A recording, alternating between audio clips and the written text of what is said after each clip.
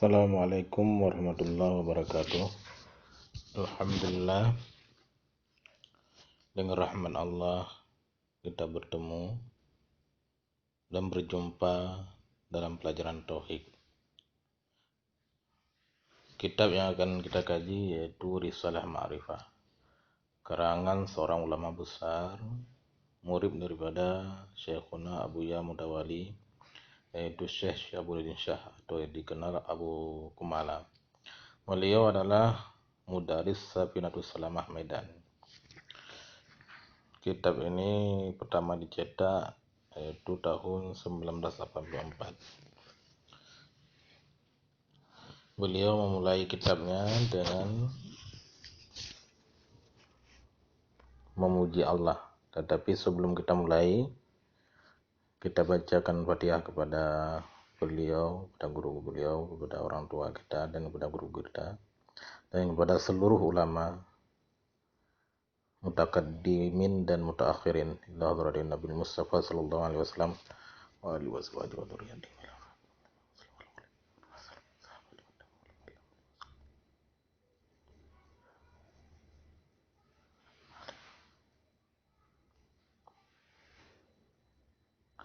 Illahillahumul Fatihah.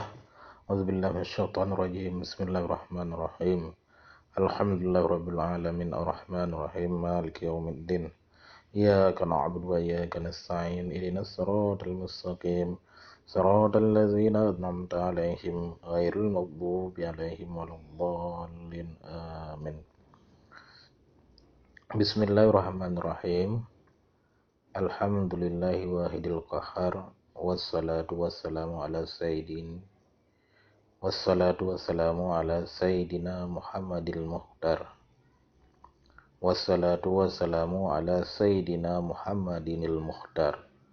Wa ala alihi wa ashabil akhyar. Amma ba'du. Fa awwaluddin ma'rifatullah. Itulah mukaddimah yang indah. Pertama-tama beliau memuji Allah, yaitu yang wahidil qahar, yang tunggal lagi yang perkasa. Setelah itu beliau bersalawat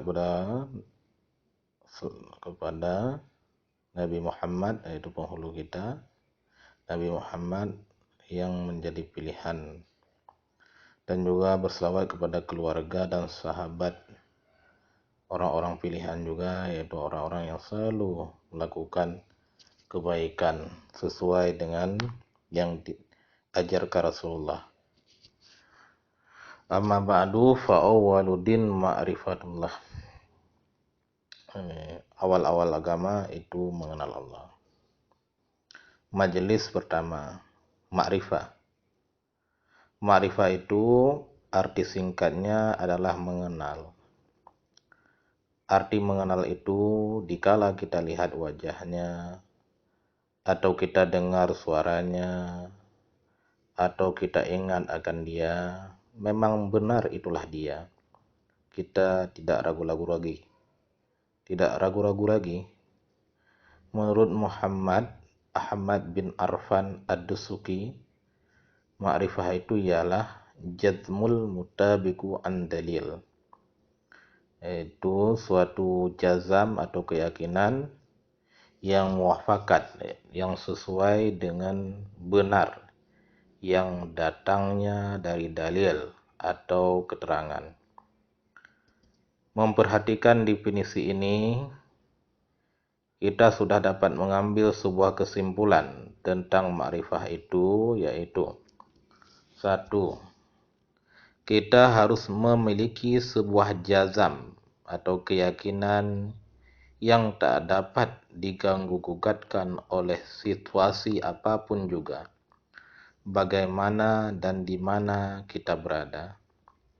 Yang kedua, jazam atau keyakinan itu harus sesuai dengan yang hak atau yang benar.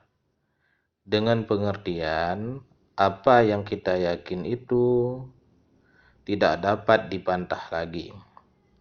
Karena tidak ada lagi sesuatu di belakang benar kecuali batil. Jadi selain kebenaran adalah kebatilan. Yang ketiga, keyakinan atas kebenaran sesuatu itu harus mempunyai dalil dan keterangan yang lengkap, sehingga tidak ada lagi jalan kemungkinan untuk menimbulkan keraguan. Sudah tetap apa yang dijazamkannya atau apa yang diyakininya. Itulah beberapa pembahasan daripada ma'rifah yang disimpulkan oleh Syekh Ad-Dusuki. Bagaimana ulasan definisi ini? Yang pertama, tiap-tiap sebuah keyakinan yang tidak sesuai dengan kebenaran tidak dapat disebut ma'rifah. Seperti Nasrani meyakinkan 3 Tuhan. Nasrani misalnya, mereka meyakini 3 Tuhan. Yahudi meyakinkan Uzair anak Tuhan. Majusi, yaitu orang-orang yang menyembah api, meyakinkan api itu Tuhan, dan keyakinan-keyakinan batil lainnya. Kalau kita perhatikan pengertian ma'rifah yang sebenarnya, maka mereka itu semua tidak ma'rifah, tidak mengenal. Berarti mereka tidak mengenal yang benar, tidak mengenal Tuhan yang sebenarnya. Begitu. Yang kedua, benar itu apa? Benar tetapi tidak yakin. Yang demikian itu tidak disebutkan jazam atau keyakinan. Kalau tidak jazam berarti tidak ma'rifah. Kalau tidak ma'rifah, yaitu tidak mengenal, berarti ia bodoh. Seperti seseorang mengatakan Tuhan itu ada, akan tetapi ia tidak yakin, maka orang itu tergolong dalam golongan kafir juga. Yang ketiga, tiap-tiap seseorang yang yakin akan sebuah kebenaran, akan tetapi tidak mempunyai dalil keterangan atas keyakinannya itu, maka ia disebut taklid, atau termasuk juga dalam golongan orang yang ma'rifah. Taklid ini orang-orang ikutan, mengikut-ngikut. Oleh karena itu orang ini mungkin diragu-ragukan oleh orang-orang yang tidak bertanggung jawab. Kalau misalnya ada orang yang meragukan atau mengganggu keyakinannya, maka ia akan ikut juga apa yang dikatakan oleh orang yang mengatakan benar atau salah. Asal sudah dikatakan, itulah dia ikut-ikutan. Tidak dibenarkan sama sekali dalam ketauhidan. Model ikut-ikutan ini tidak dibenarkan dalam tauhid. Yang keempat, yakin lawannya yaitu zan, sya' dan waham. Ini lawan yakin. Pengertian masing-masing, kalau zan ini ialah pertimbangan hati yang berat sebelah untuk ada, ringan atau tidak, seperti si fulan mungkin datang ia pada malam ini atau tidak datang. Perkataan itu tentu ada pertimbangan syak, ialah pertimbangan hati yang berat sama, ada dengan tidak, itu sama beratnya. Seperti pertimbangan apakah si fulan itu datang ia pada malam ini atau tidak. Hati menimbangnya sama. Yang kedua, waham. Setelah itu waham, ialah pertimbangan hati. Kalau syak tadi, yang ketiga ini, kalau syak ialah pertimbangan hati yang berat sama beratnya, ada dengan tidak. Seperti pertimbangan apakah si fulan itu datang ia pada malam ini atau tidak. Hati menimbangnya sama berarti. Sedangkan yang ketiga, waham, ialah pertimbangan hati yang berat sebelah untuk tidak ada, seperti si fulan mungkin tidak datang ia pada malam ini. Ketiga-tiga macam bentuk sifat hati ini, yaitu zan, sya, dan waham, tidak dapat digunakan dan tidak dapat diperkirakan dalam bidang ketauhidan. Berarti tidak bisa dianggap tauhid kalau masih ada yang pertama zan, sya, dan waham. Zan tidak boleh ada, sya, waham bagi orang-orang yang telah bertauhid. Yang kelima, hak. Hak lawannya itu batil, sia-sia atau tidak berarti. Sadaq lawannya qizbun atau dusta, seperti katanya buah durian licin. Yang sawaf lawannya khata. Sedangkan sawaf lawannya khata, yaitu salah. Seperti 2 kali 2 5, itu khata, lawan sawaf.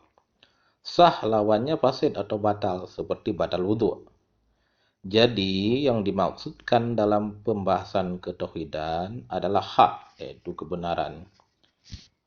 Yang benar, karena yang hak itu datangnya dari Allah. Seperti firman Allah, yaitu al-haqqu min rabbika fala takunanna minal mumtarin. Al-Baqarah ayat 147, yang artinya yang hak itu adalah dari Tuhan engkau ya Muhammad, maka jangan adalah engkau dalam golongan orang-orang yang ragu. Selanjutnya yang keenam, yang dimaksudkan dengan dalil atau keterangan ialah mengemukakan sesuatu alasan yang dapat menenteramkan hati dan memperoleh satu kepastian yang positif. Maka dalil yang dimaksudkan dalam ilmu tauhid itu ialah suatu keterangan yang dapat menimbulkan keyakinan dalam hati seseorang sehingga tidak mungkin lagi diragukan. Begitu. Jadi kalau kita udah mengetahui definisi ma'rifah ini, yaitu mengenal Allah, dengan definisi ini kita nanti akan melangkah ke depan dengan pengetahuan yang lebih jelas tentang tauhid. Jadi kalau bukan yakin, bagaimana maksudnya bukan yakin? Kalau cuma zan, sya, waham, seperti kita bilang tadi, berarti orang zan, sya, sangkaan, ragu, atau dugaan. Yang tiga ini belum dikatakan dia orang yang bertauhid, kecuali orang-orang yang yakin. Oleh karena itu, kita yang benar-benar berilmu tauhid, yang benar belajar bertauhid, harus yakin atas keberadaannya Allah. Wajib yakin kita. Begitu. Moga-moga bermanfaat dan berkah. Assalamualaikum warahmatullahi wabarakatuh.